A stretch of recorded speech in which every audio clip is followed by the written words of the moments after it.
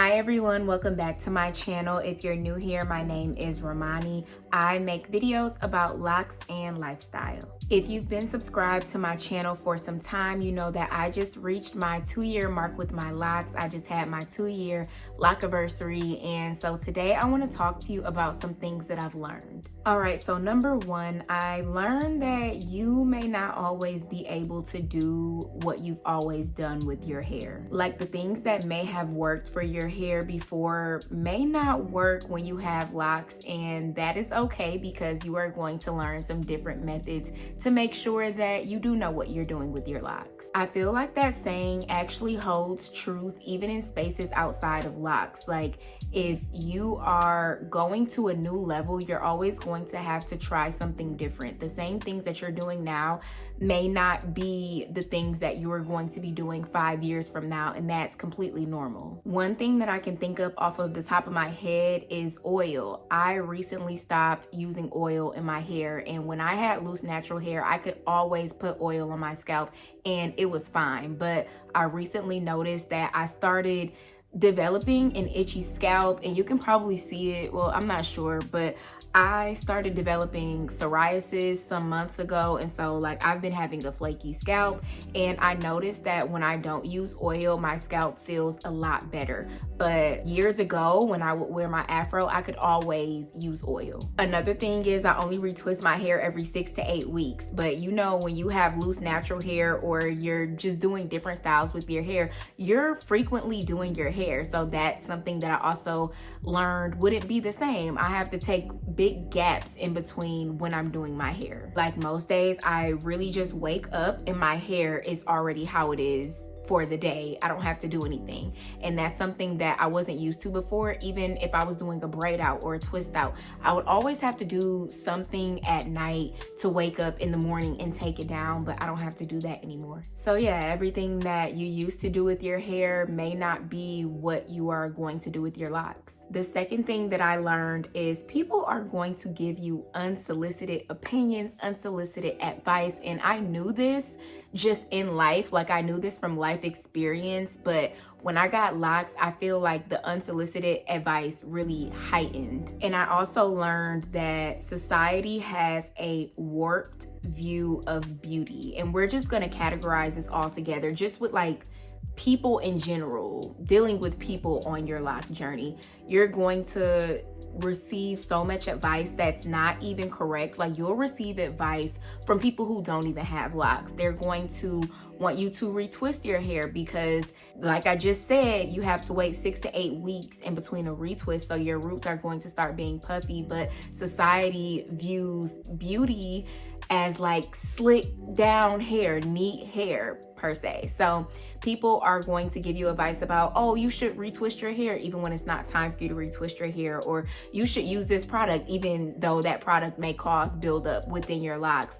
I just realized people, they want to help, but a lot of people aren't qualified to give you that advice. And if you do listen, your locks are going to be messed up. Like I've been asked, oh, when are you gonna do your hair? Even when it's not time for me to do my hair, or you should wash your hair with this, even though I can't wash my hair with that, or you should use this in your hair. And it's like, I can't do that. I'm doing the regimen that works for my scalp and works for my hair, my locks, because locks are not like loose hair, and you can really damage your locks if you listen to people who don't have locks, or people who are just maybe unqualified when it comes to locks. But they're gonna want to help you, and it may be coming from an amazing space. They really may think that your hair might look better if it's retwisted, or they really might want you to try a product. But I urge you to like really figure out your regimen yourself, and just from trial and error and experience, because you don't want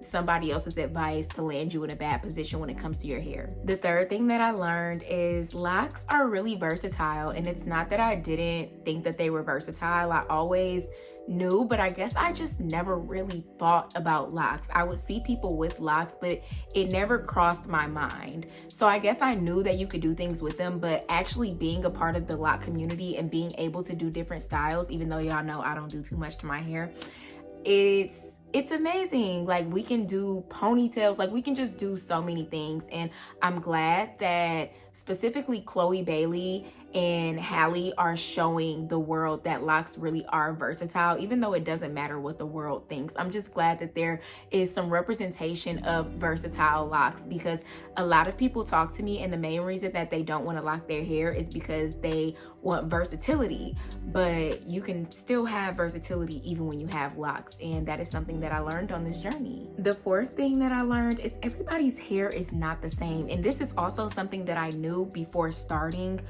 but I really learned with locks. Like, if you have locks, you know your locks are not the same as somebody else's locks. So even if they do give you advice, it may not even be helpful because y'all locks are completely different. There are no set of locks that are the same on different people. So when I first started my loc journey and I was watching people's videos and I would try their regimens, some things would work, some things wouldn't, because we don't have the same hair type or the same hair texture. The fifth thing that I learned on my loc journey was patience. I wanted my hair to lock so much faster than it actually did. I think I didn't start feeling like I had locks until month 9, and it was so frustrating because I was watching so many people on week 4 and week 5, their hair was completely locked, and it was so frustrating to walk around with twists all the time because I started with 2-strand twists, and it just got to a point where I was super frustrated. But then I just had to come to terms with the fact that you're gonna have to be patient. This is not a race, it's literally an ongoing journey, and you're never going to be completely finished. So like, what exactly are you trying to get to, or like what mark in this journey are you trying to get to? Because there is no end. And once I realized that I had to enjoy the journey and stop trying to get to a destination that I didn't even know. Like, I don't know how to put this into words, but like, you don't even know where you're trying to end up. You just know you want locks, but what does that even look like? This is literally a process, and your locks are always going to be changing, and they're always going to be evolving, and there's no one size fits all when it comes to locks. It's gonna look different. It may lock a little bit slower, and that is completely okay because you're unique, and it teaches you to embrace every moment of this journey and not to rush it. The sixth thing that I learned on my loc journey was what it means to truly love myself, and I'm sure that definition will change as it's changed right now, but for what it is now, I do feel like I really love myself, and it's not that I didn't before, but locks really make you see yourself in a different light. I feel like they help you develop a sense of self way past who you've been before, because maybe the you before today or before locks subscribe to society's standard of beauty, and you fit into the box that society wanted us in. But like, when you get your locks and these are maybe unprofessional, I don't know what people be saying, but you don't really fit into the mold that society has, you learn to love yourself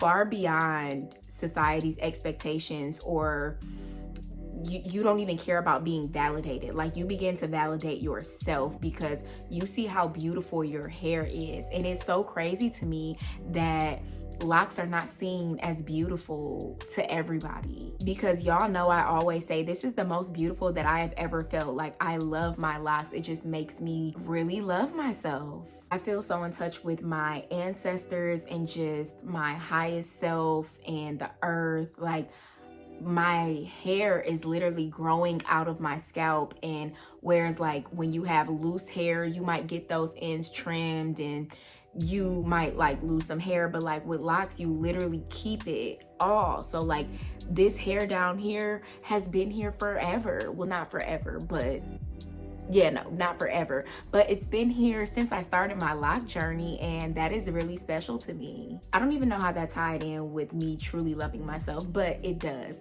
And yeah, that was it. I really truly love myself, and I wish this type of feeling on everybody. So if you are contemplating starting your loc journey, just do it, because the feeling is amazing, and I'm sure you've heard other people say that as well. That was all for this video. I really thank you for watching until the end, and I hope that this resonated with you in some way, shape, or form. Make sure you like this video and share it with a friend. If you have any comments, just leave them below, or if you want to see a specific type of content, leave that below. And I'm gonna leave all of my socials and everything in the description box, and I will see you in my next video.